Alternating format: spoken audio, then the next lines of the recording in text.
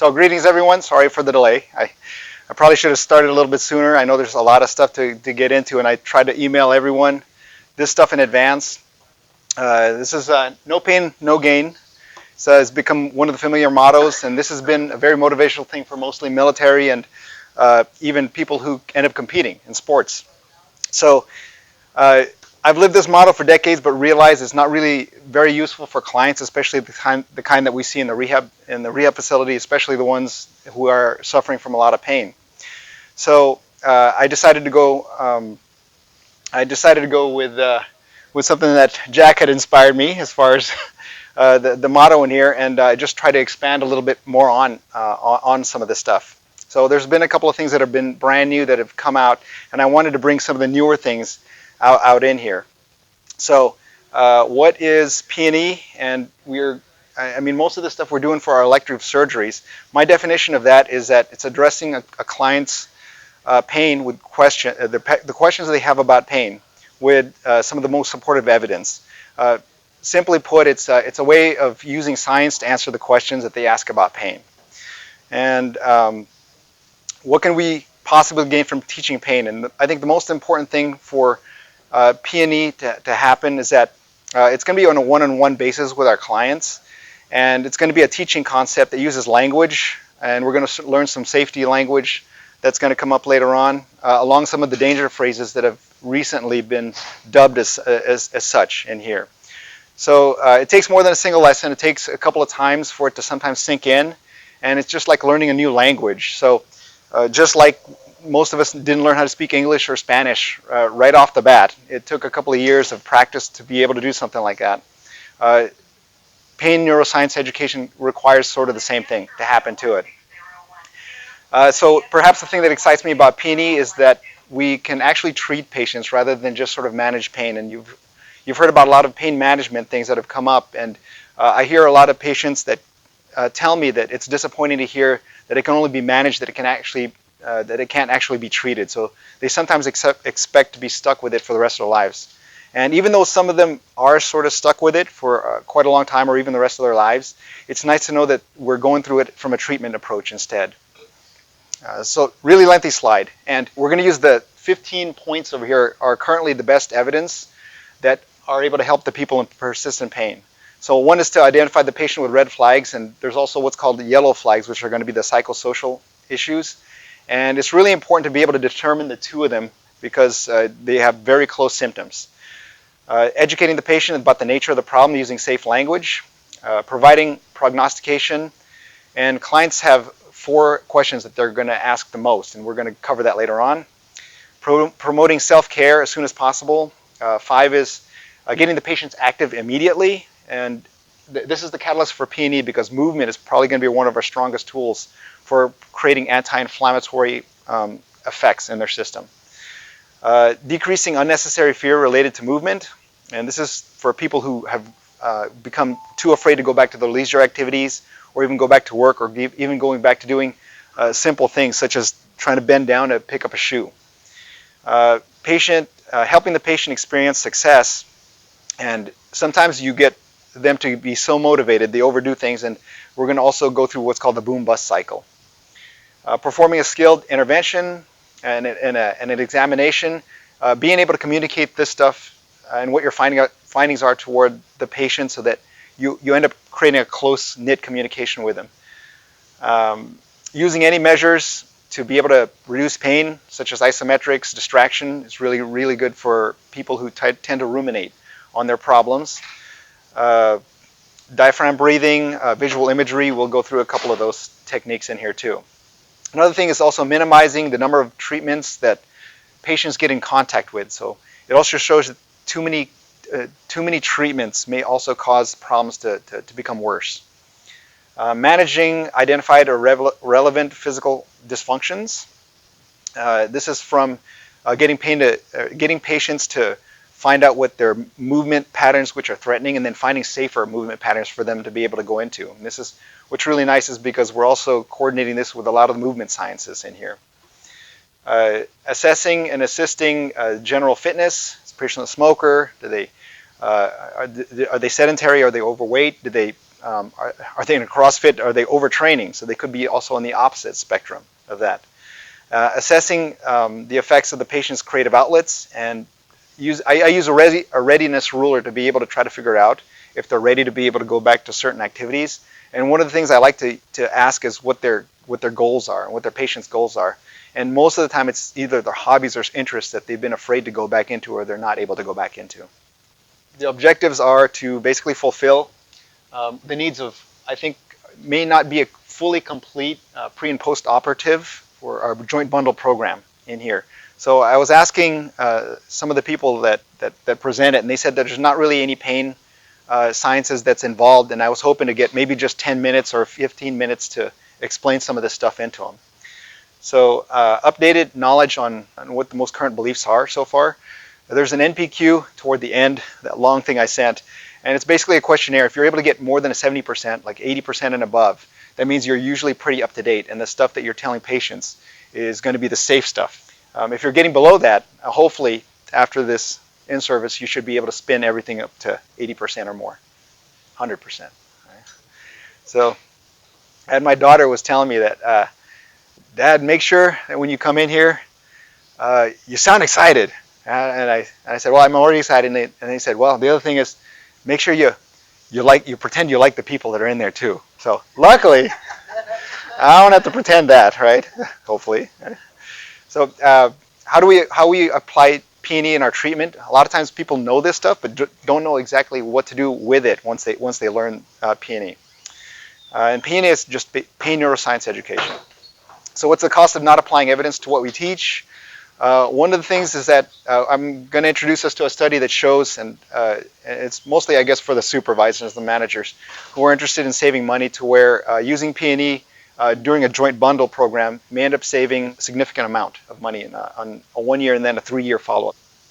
There are several red flags to recognize. I'm hoping everyone is really familiar with, because if we see any of this stuff, we should be referring immediately back to the physician.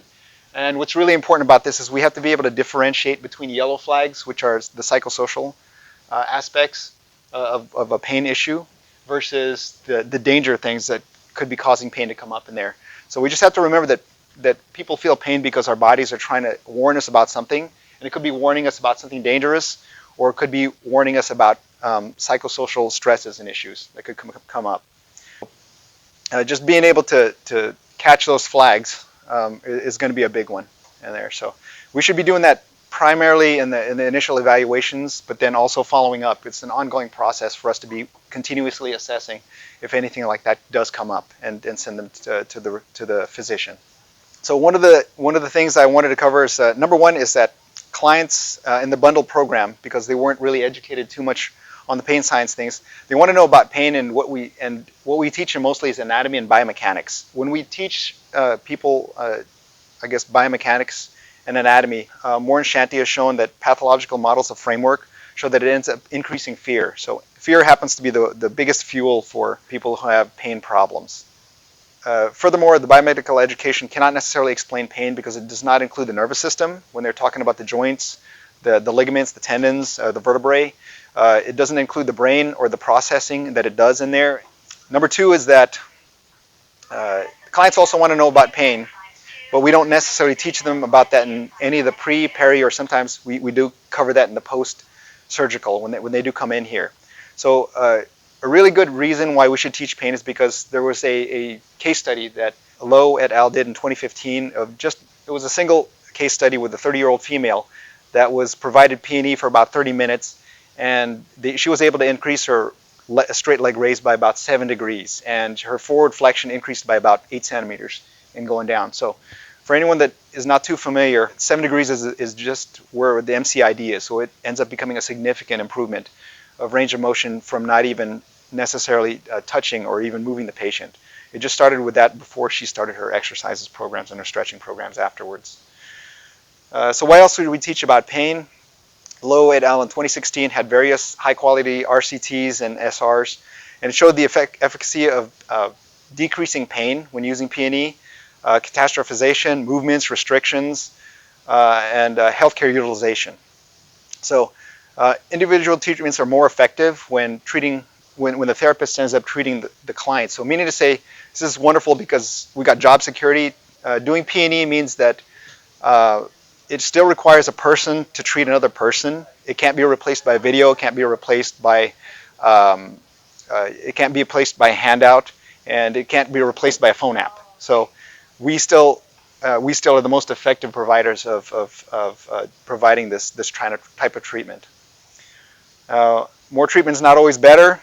We've actually had I think when I look at the macro studies of Australia and the Netherlands and like even Canada, a lot of the costs that they have for treating pain are a lot less than the United States. So I think this is where we're trying to use some of this so that we can cut back on some of the over treatments that we might be doing. All right, so next, this is one of my favorite slides, and it's basically this is what I use to treat when I tell a patient about why something becomes sensitive. A lot of times they'll always ask, why does my knee hurt after this joint replacement over here? Why does my hip now hurt afterwards? So in the beginning, I usually tell them that there's basically a bunch of neurons in our body, and there's a bunch of nociceptors in our system. So they're spread around everywhere, and these nociceptors are basically designed to monitor how balanced our system is. And if anything goes in there that takes it off balance, or it sort of sets it off, our nervous system basically buzzes along all the way up and down. Let's say I'm walking around and all of a sudden I bump my knee over here on this mat. Somebody said ow. So once I bump my knee on there, there's a certain amount of there's a certain amount of electrical current and impulse that will start increasing as stresses go up. And when the stresses start going up, it'll pass this line over here. So once we get past this point over there, what'll happen is that it'll fire off like an action potential to send emergency signals up the spinal cord, up into the brain. When the brain starts receiving that there's an emergency signal going on, it starts trying to produce pain to try to protect our knee. So if I happen to step on a nail, maybe what'll happen is we'll be able to pull the nail out because I'll feel the pain that's in there. I'll put a bandage on it, maybe walk around with a cane for a little while. And as our bodies start realizing that the foot is starting to become more protected, or the knee is becoming more protected in there, normally it starts to dip down a little bit more down in here. And when it starts dipping down a little bit more, what will happen was it'll end up going to the baseline over here. Now, for some reason, 1 out of every 4 patients that end up going through some kind of traumatic stress in their lives, whether it's an injury, a car accident, or even something like a surgery, like they have in the joint bundle program, will end up, instead of going all the way down to here, have their idle stop right about here. And when that happens, they only have a little bit of room for activities to do. So they usually will tell me that, I used to be able to stand for about half an hour, then I'd be able to go to the movies, sit for another half an hour, and I'd be able to go to get my car washed. And for every time that we do activities, it ends up increasing the amount of stresses that are in these tissues. So eventually, when we do enough stresses on our tissues, it ends up firing off that nociceptive signal, and then our brain will receive that pain or that emergency signal again. So if their idle is now over here and drop down, what will happen is all they have to do is stand for about 30 minutes, and they're already up to here. Then they'll go ahead and try to wash their car, and as soon as that happens, it'll go past the line, and all of a sudden they'll start receiving nociceptive signals out. Once I show patients this graph, they usually will have 3 questions that they'll end up asking me. So if you find a patient asking this question to where, well, how do you know this stuff? How do you know that this is happening inside me? Well, number 1, you told me, is that you came in here and you said you were able to do stairs and it was no problem, and now you do 2 steps and you're in agony after you had your joint replacement done. So the other one is that, well, why didn't it calm down? Why did it stay up here instead of coming back down over there? And once they ask that question, I usually know that, okay, this is a person that's pretty interested in knowing what's going on in their system. My answer is that that occurs out of every 4 people. It's just unfortunate in life that you happen to be one of the unlucky 4 that it ended up happening to. And there's actually multiple things in our body that can lower the alarm system down. And what can we do to turn it down? And that's usually where I'll bring up, okay, well, the other factors that we can use is we can use exercise and movement to start activating some of the chemicals and the pharmacies that you have in there to start creating enkephalins, endorphins, oxytocins, things like that that'll calm the nervous system down. The more calm it is, generally, the better the chances the pain starts to go down in there. All right, so this is a saphenous nerve. I usually just tell them, we'll go quickly through this one. During ACL reconstructions or arthroscopic surgeries, this nerve gets affected really, really easily because that's one of the portal sites that they go through. Some of the barriers that I go through and what a lot of other people have gone through is that social beliefs. Most of the people we treat in the joint bundle program are between the ages of about 65 years or maybe a little older in there. And they have a lot of beliefs as far as that, the golden years are not so golden, and it's only going to get worse as I keep getting older. And this population is growing about 12% each time. So we're actually having more and more elderly patients because our life expectancies are going for longer periods of time now. So whoever is a geriatric specialist here is going to have tons of work in the future. And the physical therapy the type of work we do here in physical therapy is very closely related to biomechanics and bioanatomy, and that makes it very difficult for us to be able to bring up other parts. So what should we tell them? Our clients need to understand that they cannot necessarily live without pain, and therefore should not make it a long or short-term goal. A lot of times, what they want to do is their goal is that I just want to get rid of the pain. So whenever we write it down as far as in our goals that, be able to decrease pain by 50% and when doing the laundry. The chances of us decreasing their pain actually end up going the other direction.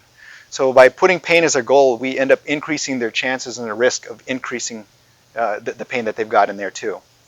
So I always like telling people that, let's make it something functional, because if we make it functional, and we put that down as your patient goal, what's going to happen is that you're going to have an increased chance of being able to reduce the pain. So I'd highly advise that if you've got a patient that is trying to make pain reduction their goal, see if you can find something functional for them to make a goal instead.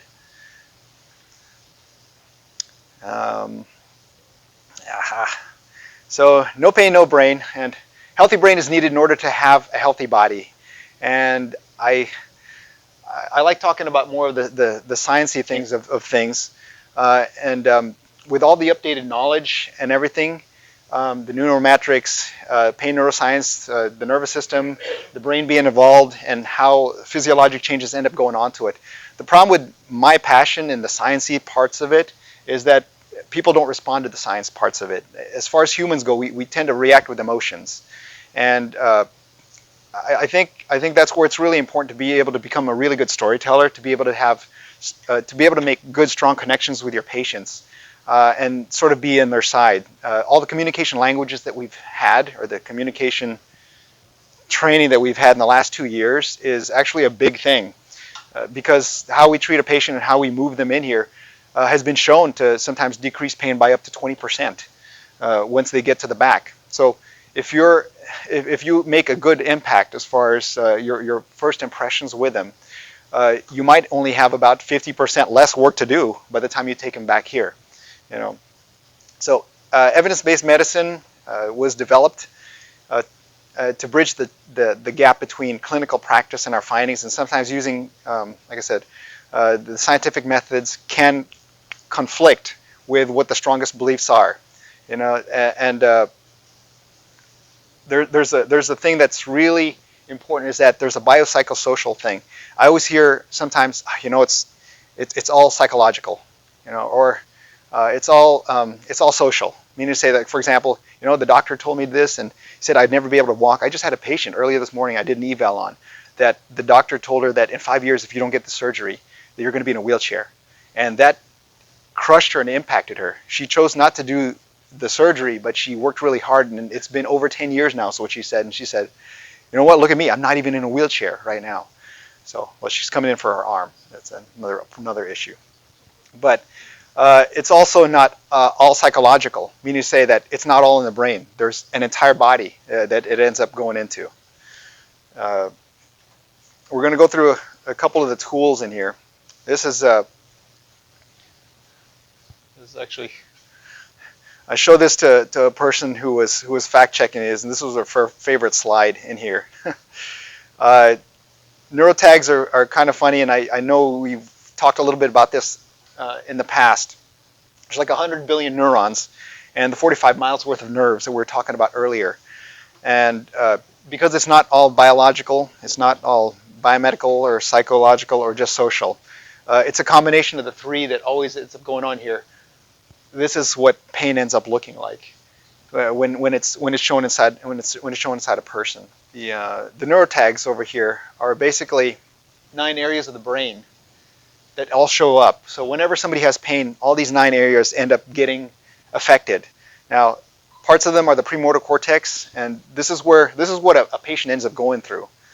So imagine you've got all this happening, and you've got the pain. The premotor cortex starts coming in. I sometimes hear people, and I actually say it myself too, because I catch myself saying that, we've gone through this a million times. How many more times do I have to teach this patient how to do this? And the reason is that because organization of movements, recollection, loss of coordination and memory starts happening a lot in those areas. And therefore, when they show them something, because the neurons in their brain are busy receiving emergency signals, it can't necessarily do those activities. It can't necessarily remember these things. So patience is actually required for being able to work with these type of patients in here. The cingulate cortex, that's concentration and focus. The prefrontal cortex, the problem solving. They won't be able to make sense out of a lot of the things you say. So you may have to talk at half the speed or 1/3 the speed that I'm talking right now, which I'm trying to just get through a lot of information. So I apologize for that. The amygdala, which is fear and conditioning. This is an area of the brain that ends up playing traumas over and over. And if you can remember, like for example, if you're doing a lot of squats, your legs will start becoming stronger. If you play traumas over and over again, parts of your brain responsible for creating these things also become strong, and you have an incredibly powerful mind for being able to create these neurotags that create pain experiences in there. So the more that you're able to distract them sometimes and talk about other things like function, the better the chances of being able to reduce, how strong these neurotags are created in them. And you can start creating more brand new neurotags responsible for being more goal focused and changing it to that instead. Cerebellum creates balance issues, so they may start losing their balance. Hippocampus is memory and spatial recognition. They can't find their nose. Where's my nose at? Their spinal cord, there's a gating thing that ends up happening in there to where parts of the interneuron end up dying. So when that happens, our brains are receiving just basically a flood of stuff. Now, I don't know if you've ever tried to learn something. Like, for example, if Kyle and I are having a conversation over here. Hey, Kyle, what's going on? How's it been going? All right, now, if all of you can do me a favor, start talking to Kyle at the same time. Hey, Kyle. Kyle, how's it going? So this is what our pain patients go through. When you tell them to do something, is there any way you could lay down? And it takes them a while to process. Is because they're receiving, it's cold, it's warm, the sun is out. They're receiving voices and conversations from other patients that are going into them. So that's why they sometimes have a really tough time of being able to process this stuff. So this is a sort of a day in the life of what they're going through. And I sometimes, I didn't have as much empathy toward people who I sometimes thought were exaggerating about the amount of pain they were feeling, and that why did it take so long to learn this stuff, is because I didn't realize some of the stuff that they may be having to go through. And for me to be able to go through just a week of like the fire alarm being pulled, and we can all relate to the fire alarm being pulled. And if we can imagine, all through the week, what if that sound was going on? What if the lights were flashing nonstop? And that's just a week's worth of that stuff. We can actually barely handle it when it goes on for just 30 minutes, and most of us even just want to leave the building. So imagine all that happening inside a patient. So a lot of the stuff ends up actually doing long-term damage to them too. So this over here is questions. A lot of times I'll get patients that'll come in with a stack of MRI findings or radiograph findings, and they'll start telling me that, okay, well, that's because my disc has been bulged for a couple of years, or my meniscus is torn over here, or I got a rotator cuff problem that's been happening, and that's the issue right there. So what's really nice is that you don't necessarily have to focus on the stuff that they have, only because we've had like 20 years worth of MRI studies, and in the last 20 years we've been able to catch a couple of things by accident. So what they're doing is they're now maybe even scanning people who have no problems. Nakashima et al. In 2015 scanned 1,211 patients without any symptoms and found 87% of them had disc bulges in them. Another example is Schwartzberg et al. In 2016 scanned 53 people between 45 to 60 years old, found 72% of them had slap tears, and they feel no pain whatsoever. Another one is, or a high one is Brinjingji et al. In 2014 used a CT and an MR on 3,110 people, age about 50 years old, without any symptoms, and 80% of them had disc degeneration, 36% of them had disc protrusion. And my favorite over here, in 2005, Beatty et al. Scanned 44 people, 20 to 68 years old, without any symptoms. 43 had at least one meniscal abnormality in their knee. So meaning to say that 44 people, 43 people had abnormalities in their knee and didn't feel any pain whatsoever, or they had tears or things of such going on in there. So now the question is, should we be considering these things to be abnormal or just signs of aging? And this is where you can use information like this to start calming people down that, a lot of people end up having tears, but that's just a normal sign of aging. That's something we end up all going through. And it's things like wrinkles on the inside start coming up, and you always think that, I've got wrinkles on the outside and I'm starting to get them everywhere, but yet I don't have pain everywhere where these wrinkles are at. So these are just markers of aging, is what we're finding out they're becoming. All right, so let's look at how we should answer a couple of questions. And these are the 4 things that patients will most likely ask. And if you can answer these 4 questions, you're supposed to be able to have this patient in the palm of your hand. And they're going to be able to believe you, and they'll be able to get a lot of this stuff. Well, that's... yeah.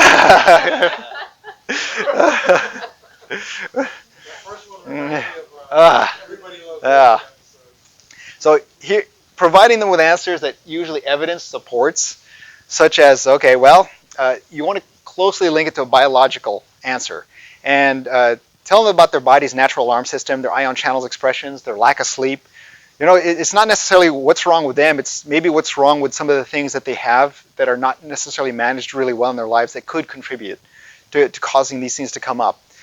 The ion expression, I just sort of skipped over that slide, but we've got a bunch of ion channels which are responsible. They're embedded in our nerves, and they're responsible for allowing ion and sodium to come on in. And these actually can populate a nerve. And the more ion channels we have populating a nerve, the more sensitive that nerve starts to become. What's really nice is that they only last about 48 hours, and it's a protective response that goes on in there.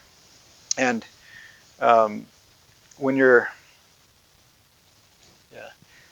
when these ion channels over here start to let these things in, sometimes they stay open for longer periods of times, and this is what happens after surgeries. And when they're going on for longer periods of times, that means your nervous system is now sending longer periods of nociceptive signals through there.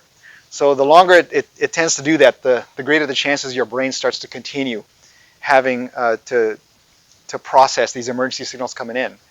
Some neurons that were responsible for motor control may start to get recruited in there. And let's say it takes 10 neurons to move an arm to look like this. And instead, 5 neurons get recruited by the brain. So now the brain only has 5 neurons to tell the muscles in here, hey, try to lift up your arm. So instead of moving like this, you may start moving like this instead in there. And when it starts recruiting them back, sometimes the movements start normalizing. There's going to be much smoother motions that start coming back in there. So good news is they only last about 48 hours, and in 48 hours they end up dying. And based on the environment that you place them in, For example, if it's cold and you put on a jacket, if it starts feeling that jacket and the environment changing around you, it'll put less cold neurons or less ion channels in there so that you won't feel quite as cold. This is where we're finding out that the cold weather is starting to affect how a person's pain experience starts to become. And you'll sometimes hear them during the cold weather or the rainy weathers or if the barometer's up. And that's where we're finding baroreceptors, receptors that we didn't even know existed in our body are popping up, and ligaments are showing up in parts of the body that we didn't even know existed because of how clear some of these scanners are starting to become. How long will it take? Instead of answering a question by giving them a number, because the number differs with everyone. I tell them, okay, that's a difficult question, really tough one to answer. But the only thing I can tell you is that you're going to continue to have pain until your body feels like it's safe. And if you can create a nice, safe environment for them, for that to happen, then there's a chance that it'll go way faster in there. So what can I do about it? Number one is avoid bed rest for more than 2 days. You can use either Dallas bed rest studies, is what I sometimes bring up, or the NASA studies, to where the gravity is making people worse, or the lack of gravity in space is making astronauts worse. You can seek quality education about pain and evidence. Usually people head right off to Dr. Google and start typing it in their phones and finding out what's going on. And that's usually a tough one because the majority of the information that you find on the internet is actually more threatening. What can the patient do? What can the PT do? We can, number one, screen for yellow flags and red flags, make sure they're safe. Advise the client to stay active and hopefully not become a movement. So motion is lotion is what I like to tell people. I like stuff that rhymes because it tends to catch on with people a little bit more. Movement that we end up creating has been estimated by Lowe to be 7 to 50 times more powerful than the stuff we can create in a lab. So none of the medications that they can even provide out there right now is even stronger than some of the encapsulants that we can create in our bodies, built in pharmacies. So explain the biology and the condition again. The tissues heal in time. Your sensitive alarm system will and should decrease in time with air. Everyone is a little bit different, so sometimes it takes a little bit longer for others. So this is a fear avoidance model, and I use this to usually tell patients that they may be going in this model over here. So the top right-hand side over here is going to show what a normal person ends up going through. We were talking about, I step on a nail, pull the nail out, put a Band-Aid, and usually I confront the issues like, wait a minute, I'm going to go ahead and put weight on it, and I start getting rid of one crutch, then I get rid of the other crutch, and then I eventually start walking a little bit faster and I start jogging again. So that's what the normal confrontational thing is, and that's a positive outcome. Now the problem is that this bottom one is people start veering off toward this pain avoidance thing. That could lead to catastrophizing. And let's see, for example, let's use the stepped on a nail again. They put a Band-Aid on it. They're on crutches, and now they're thinking, oh, what if I get an infection? I need to get a tetanus shot or something. What if I might create more damage if I put weight on my foot? So they never put weight on it. They basically offload it forever. My dad told me that his friend stepped on a nail and they had to amputate the whole thing, and he lost his whole leg. And of course, later on he said it was because of diabetes, but that's something the patient didn't even have. So they sometimes will come up with these things, and when they start doing that and you start seeing the cycle, then you know that this is a person that might be heading in a spiraling direction, that despite their wounds healing, despite their strength increasing, and despite them not having an infection, they might continue to have a pain experience that's worsening and worsening. And when we go back to that idling of the nervous system, those are the people whose idles end up going up higher and higher that are in there. So ultimate goal of Peeny, move patients ASAP. This little guy is, oh darn. How do you do that in there?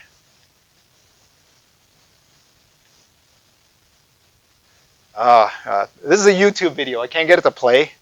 Basically, he just lifts a weight, and this little baby just throws it out there and goes, ah! like that.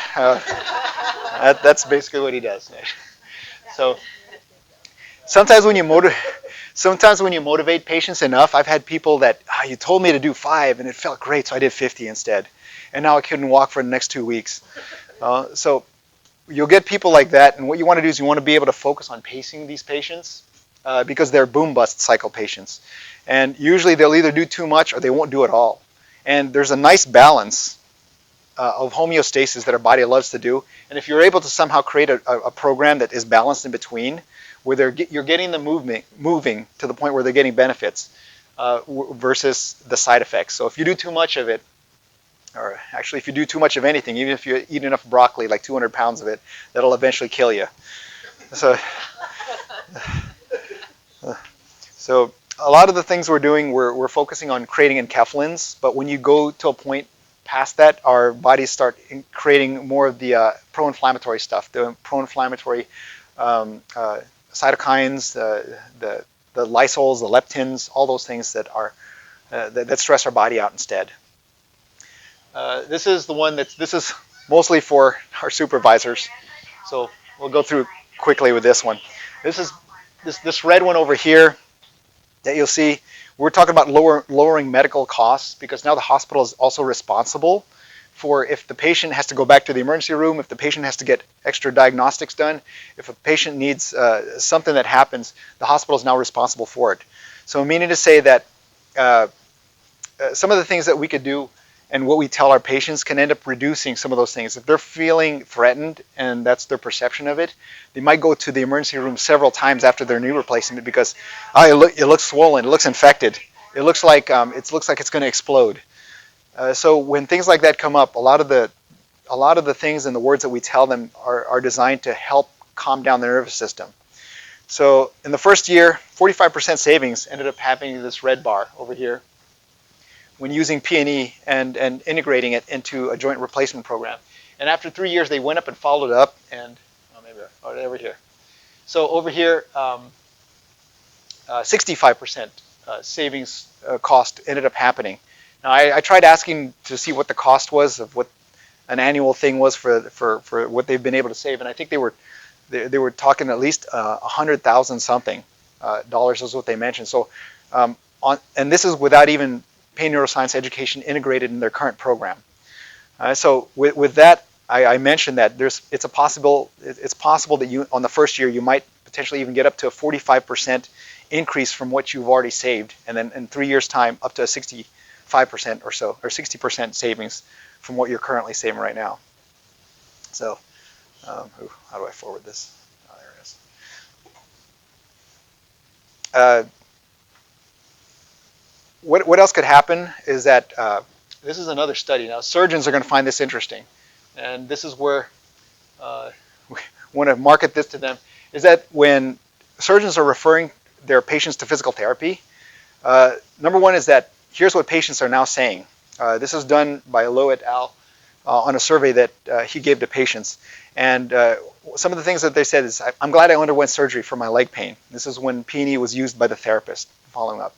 I was fully prepared physically, emotionally, psychologically for the surgery. And knowing what I know, I would do this again given the same choices. So the surgery met my expectations. We're finding out that patients are going back to surgeons and wanting to get more surgeries from them because they had such a good experience with the entire thing, all in all. So I always think to myself, what surgeon wouldn't possibly want to refer to a therapist that makes him look that good? We get stroked their ego. This is the biopsychosocial model. Once again, stressing, we can't just focus on just the bio, the psycho, the social. It's all of the above that ends up causing pain. So it's never just one thing. And left-right discrimination. This is off an app. Unfortunately, I can't use my phone. But Recognize has this thing in there where you can either make cards for left and right. And the reason you want to do something like this is because we have what's called neurologic smudging. And when that comes on, the body has a hard time differentiating between the left and the right. So what you want to do is you want to get at least 80% on these tests. And it's basically showing a bunch of pictures of either the left hand, the right hand, left foot, right foot, back, neck, knee, shoulder, there's different body parts that go in there. And a blurred mind-body map can sometimes cause pain to go in instead of going to the arm or the elbow or the shoulder. It can sometimes spread to its neighboring sides. So if you look at that homunculus thing when we were talking about, some of the areas of the body are closely related to the areas that light up in the brain. So if something starts to spread, you can use left-right discrimination to be able to shrink it back down and centralize your pain in those spots. Yeah. Basically, this is what it looks like. It's shown left and right, and you have about 2 seconds or 3 seconds to be able to determine if it's a left hand or a right hand. What I like about it is it just scores itself automatically. I don't have to sit there and count cards and try to figure out the percentage of what they got.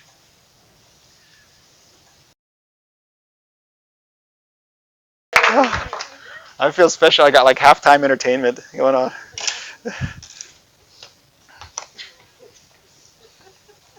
All right, so this is 2-point discrimination. This is supposed to be one of the things you really want to focus on is to be able to figure out how many centimeters or millimeters somebody can determine if it's 1 point or 2 point that they're feeling or in the areas of the body that are painful to them. If the neck is too painful, you can look for a neighboring site, or if it's, for example, a right side of the neck, you can sometimes check the left side of the neck or somewhere very close. Kyle's going to be helping me demonstrate a little bit in here. And basically what you're looking for is to see if we can find parts, like we're just going to use mostly the hand over here. So go ahead and place your hand up on the table if you could. And now without looking, so he's going to be looking that side over there. Without looking, I usually start off fairly large, and you're going to see over there in the hand, right here in the outside, the lateral border of the hand, right where the 5th digit, below the 5th digit, is going to be my test point. So Kyle, let me know if you feel this is 1 point. That's what that feels like. And I'll even show you, and this is what 2 points feel like in there. So tell me if there's 2 points or 1 point in your hand.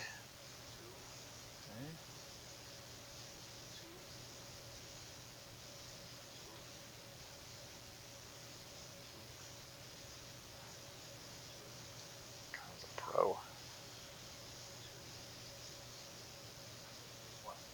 Okay. So Kyle's pretty good here. What is that?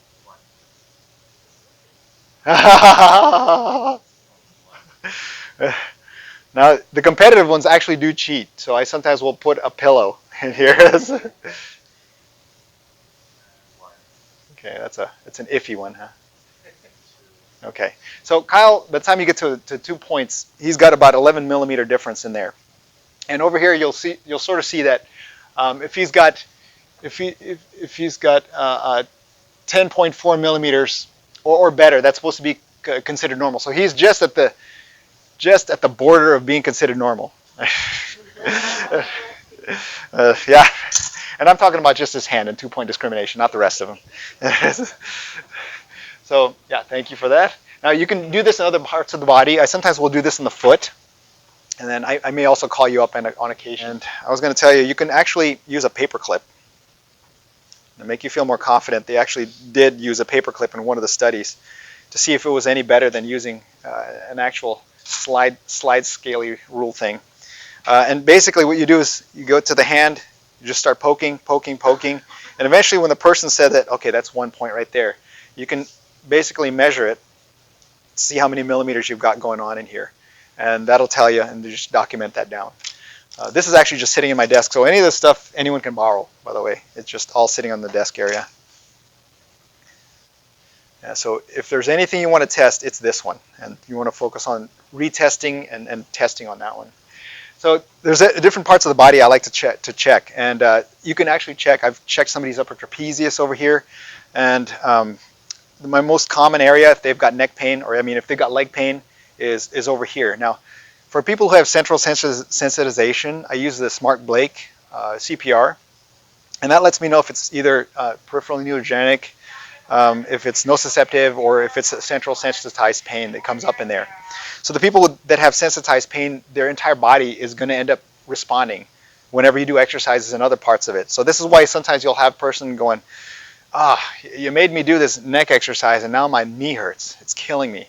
It's because their body's central systems has sensitized everything, and now everything is sort of more flared up globally. So what I do is I'll check over here, and let me know. This is going to feel like a pencil eraser just kind of pushing on you, and let me know when it becomes uncomfortable and say when, or tap out, or say uncle. And right around the ECRL.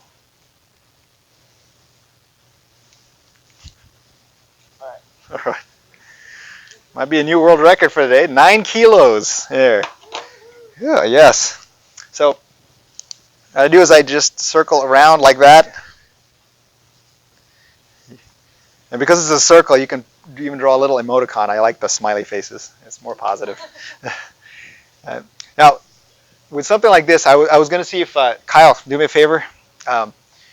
For the next minute, just look at the clock and just do a partial sit like this, like an iron chair. Yeah. Oh, you can go over here too and do that.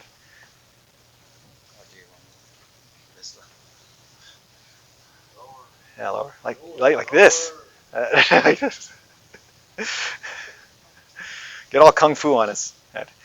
So. It's Kyle. He can. So what we do is we'll check to see what happens after about a minute or so of doing this, and a lot of times the endorphins and the movement he does, and then what I'll do is I'll have you just kind of jogging in place for about another minute afterwards. You can go to the side there. So over here, a lot of times I get people saying that this stuff sounds a little bit hokey pokey or hocus pocus, and to be able to include the brain and the nervous system inside when explaining pain is sometimes not a good feeling. So just to give you more confidence in doing this, Peeny plus movement, and the reason you want to do Peeny is to stimulate movement and promote movement to happen. For function, Peeny and movement, for every 2 patients you see, 1 is going to get a good response in improving their function. For biomedical, which is medications that they're giving them, that hasn't been studied yet. For pain, for every 3 patients that we use Peeny on, 1 is going to respond really well for being able to reduce our pain, right? Which of course sounds like not really good odds, but when you compare it to some of the best, what medicine has to offer, for every 6 patients that they treat with gabapentin, which is the best of the best that they've got right now, for complex pain, 6 patients are required before 1 will actually get a good response out of it.